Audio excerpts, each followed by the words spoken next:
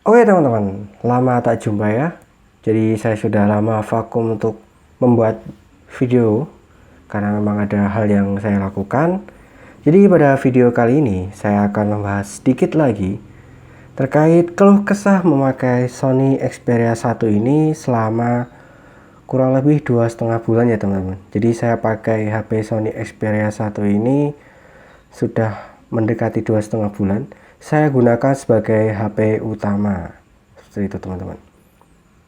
Oke, nah jadi apa saja sih keluh kesahnya ketika saya menggunakan HP ini sebagai HP utama?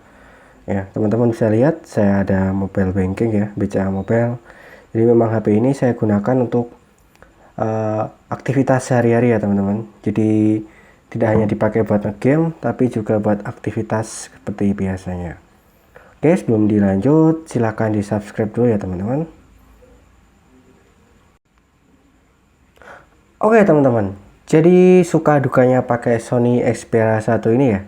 Meskipun HP-nya ini HP mid high atau high class, mantan flagshipnya Sony dengan desain yang cukup elegan, ternyata memakai HP ini sebagai HP utama itu banyak suka maupun dukanya ya.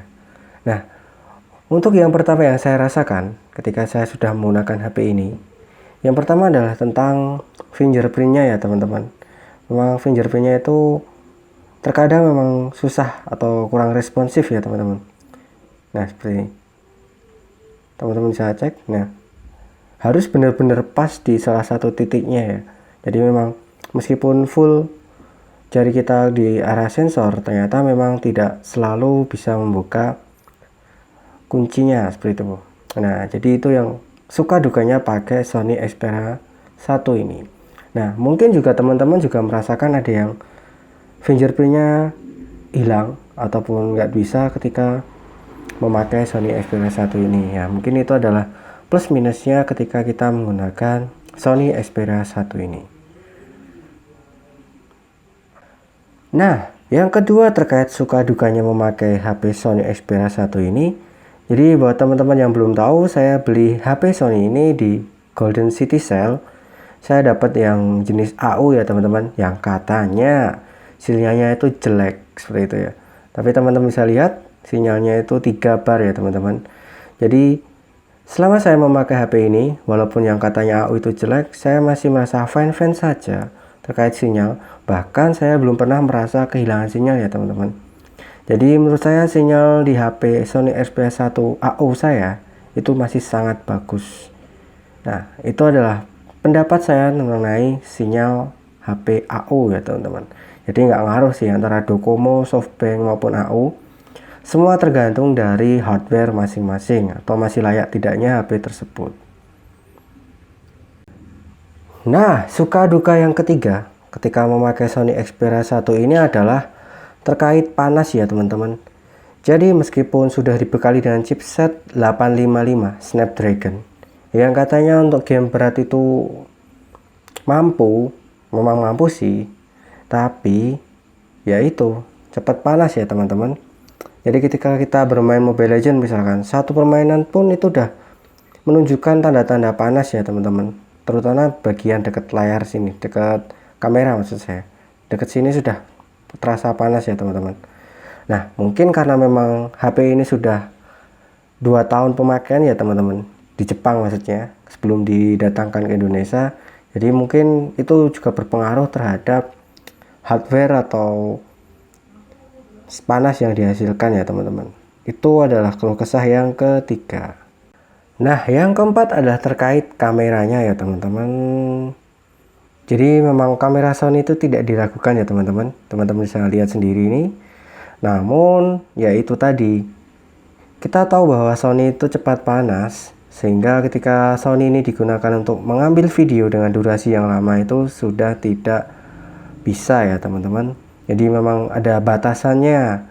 Nah itu yang menyebabkan kita tidak bisa menggunakan HP Sony ini untuk membuat vlog atau membuat perjalanan maupun kita mau membuat video yang durasinya panjang. Jadi buat teman-teman yang mau membeli HP ini untuk bermain vlog ataupun membuat YouTube channel yang videonya panjang, mungkin bisa dipikir-pikir lagi sebelum beli ya teman-teman. Nah, itu tadi adalah suka dukanya memakai Sony Xperia 1 di tahun 2021 ini ya teman-teman. Jadi kalau menurut pendapat saya pribadi, overall masih sangat layak sih untuk dipakai.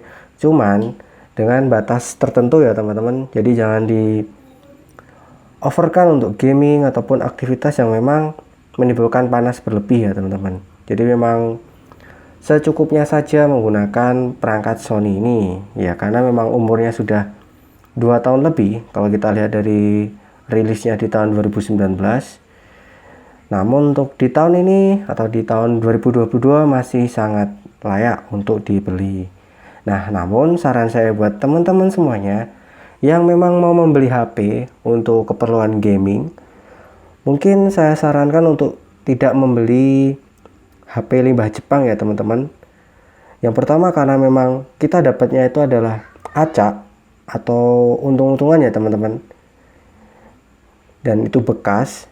Jadi kualitas hardware HP limbah Jepang tersebut kita tidak tahu, dan kita hanya menerima langsung dari seller, dan seller sendiri pun juga tidak tahu ya teman-teman. Mereka mendatangkan kemudian tinggal di reset pabrik kemudian dijual. Mereka tidak melihat seluk-beluk di dalamnya. Nah, mungkin bagi teman-teman yang mau membeli buat gaming, saya sarankan untuk membeli HP-HP Xiaomi ataupun Realme atau Poco yang dengan harga yang sama mungkin kita sudah dapat yang baru, itu malah lebih bagus untuk gaming ya teman-teman. Namun kalau untuk kameranya masih kalah jauh dengan Sony, seperti itu. Oke, sekian review untuk malam ini.